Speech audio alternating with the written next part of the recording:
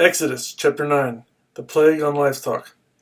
Then the Lord said to Moses, Go to Pharaoh and say to him, This is what the Lord, the God of the Hebrews, says, Let my people go, so that they may worship me.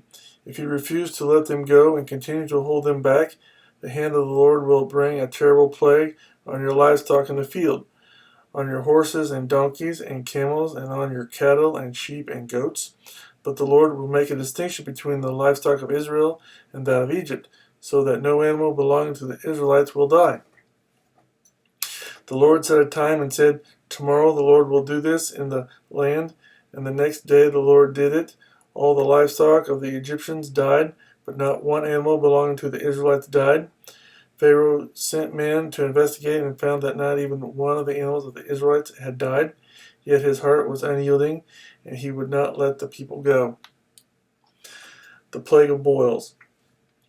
Then the Lord said to Moses and Aaron, Take handfuls of soot from a furnace and have Moses toss it into the air in the presence of Pharaoh. It will become fine dust over the whole land of Egypt, and festering boils will break out on men and animals throughout the land. So they took soot from a furnace and stood before Pharaoh. Moses tossed it into the air, and festering boils broke out on men and animals. The magicians could not stand before Moses because of the boils that were on them and on all the Egyptians.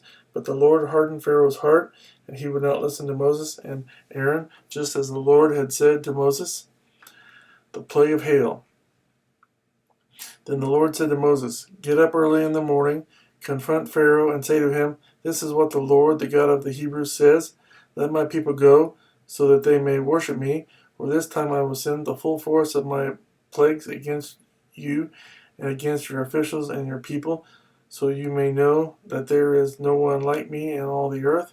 For by now I could have stretched out my hand and struck you and your people with a plague that would have wiped you off the earth. But I have raised you up for this very purpose, that I might show you my power, and that my name might be proclaimed in all the earth. You still set yourself against my people and will not let them go. Therefore at this time tomorrow I will send the worst hailstorm that has ever fallen on Egypt, from the day it was founded till now. Give an order now to bring your livestock and everything you have in the field to a place of shelter, because the hail will fall on every man and animal that has not been brought in and is still out in the field, and they will die. Those officials of Pharaoh who feared the word of the Lord hurried to bring their slaves and their livestock inside, but those who ignored the word of the Lord left their slaves and livestock in the field. Then the Lord said to Moses, Stretch out your hand toward the sky, so that hail will fall all over Egypt, on men and animals, and on everything growing in the fields of Egypt. When Moses stretched out his staff toward the sky, the Lord sent thunder and hail, and lightning flashed down to the ground. So the Lord rained hail on the land of Egypt. Hail fell and lightning flashed back and forth. It was the worst storm in all the land of Egypt since it had become a nation. Throughout Egypt, hail struck everything in the fields, both men and animals. It beat down everything growing in the fields and stripped every tree. The only place it did not hail was the land of Goshen, where the Israelites were. Then Pharaoh summoned Moses and Aaron. This time I have sinned, he said to them. The Lord is in the right, and I and my people are in the wrong. Pray to the Lord, for we have had enough thunder and hail. I will let you go. You don't have to stay any longer. Moses replied, When I have gone out of the city, I will spread out my hands in prayer to the Lord. The thunder will stop, and there will be no more hail, so you may know that the earth is the Lord's.